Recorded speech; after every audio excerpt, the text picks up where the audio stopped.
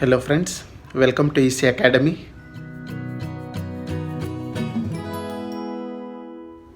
In this lecture, let us understand the image formation in an eye. In the previous lecture, we understood the structure of an eye and we understood that the receptors, cones and rods are responsible for image formation in an eye. If we consider the lens of an eye, it is more flexible compared to an ordinary optical lens of a camera. If we compare the lens of an eye with the lens of the ordinary camera, the lens of an eye is more flexible. When the eye is properly focused on an object, this object will be imaged on a retina. If we consider the lens, this lens is suspended through the fibers. So with the help of fibers, this lens will be suspended, and the outer portion of this lens is known as anterior surface and the inner portion of this lens will be known as posterior surface. So the radius of curvature of anterior section of the lens is greater than the radius of curvature of posterior section of the lens. The shape of the lens is controlled by the tensions in the fiber of the ciliary body. So the tensions will be created in this fiber to control the shape of the lens.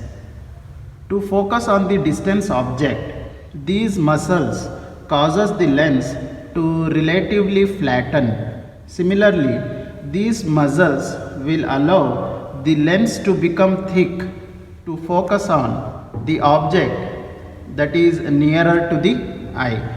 So if the object is far away from the lens, this lens will flatten so that it can properly focus on the object, and if the object is nearer to the lens, at that case this lens will become thick so that it can properly focus on the object.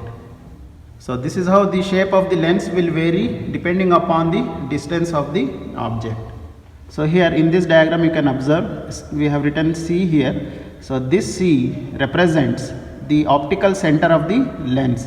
So this point is the center of the lens. The distance between the center of the lens and the retina is known as focal length, and this length will vary from 17 millimeter to 14 millimeter.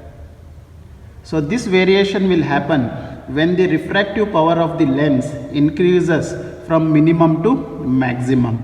So when the refractive power of the lens increases from minimum to maximum, this focal length will also vary from 17 millimeter to 14 millimeter. When the eye focuses on an object far away, about 3 meter, the lens exhibits its lowest refractive power. When the eye focuses on the object which is nearby, the lens is having most strong refractive power. So when the object is far away, the lens will be having less refractive power or lowest refractive power, and if the object is nearby, the lens will be having most strong refractive power. So using this analysis, we can calculate the size of the retinal image of an object.